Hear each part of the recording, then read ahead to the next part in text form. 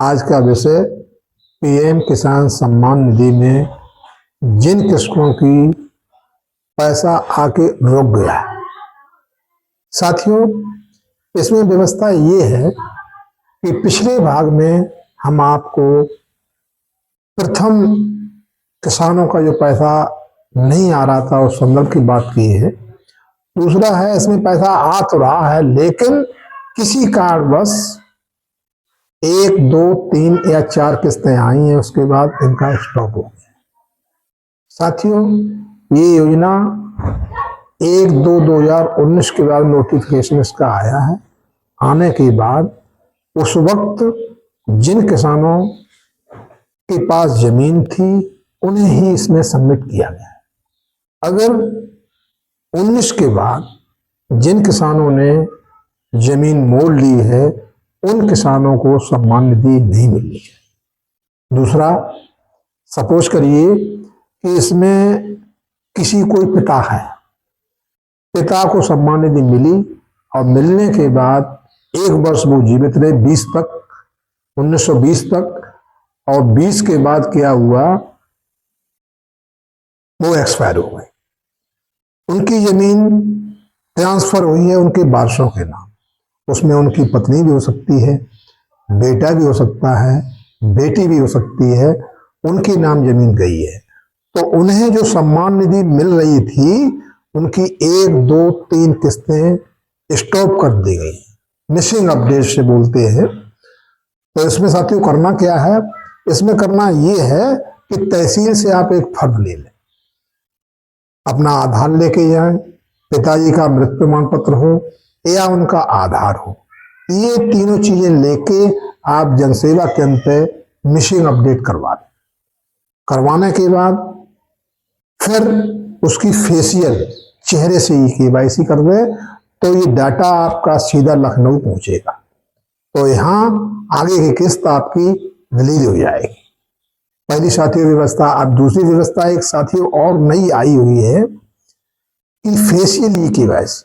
Facial e KYC क्या है कि चेहरे से, और हर वर्ष ये प्रत्येक वर्ष चेहरे से ही केवाईसी होगी कि कितने इंसान जीवित हैं और कितने कृषक इसमें से मृतक हो गए।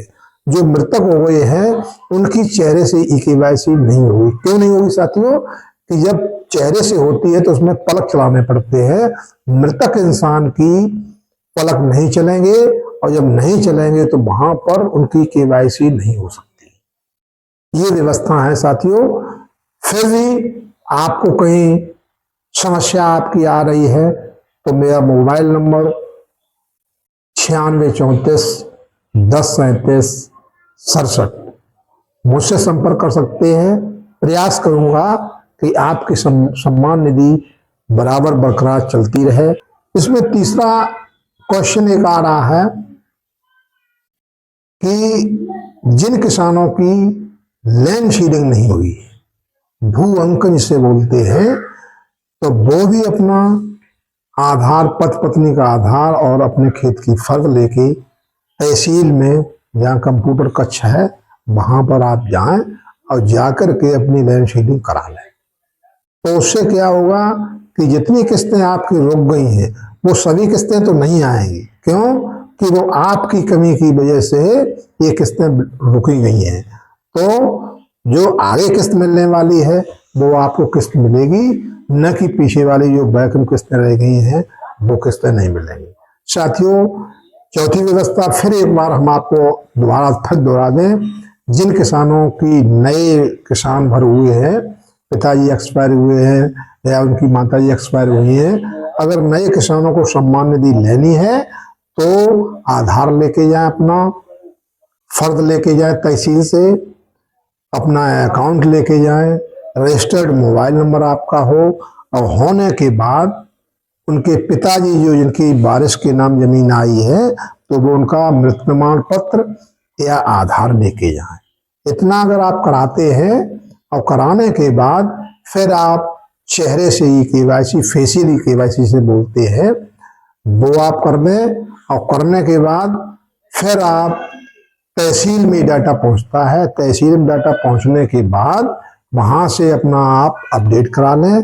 और कराने के बाद अंतिम स्टेज जो रहती है जिला के उप कृषि निदेशक कार्यालय, जिसे डीडी एग्रीकल्चर बोलते हैं, वहां पर एक कंप्यूटर ऑपरेटर है, वहां पर इसे अपडेट करवा लिए तो ये डाटा आपका सीधा लखनऊ पहुंचेगा, लखनऊ से दिल्ली भारत सरकार के यहाँ, तो वहां पर अगली किस्त का हस्तांतरण आपके खाते में होगा। इसी के साथ मैं अपनी वाणी को विराम करता हूं। जय हिंद, जय भारत, जय किसान।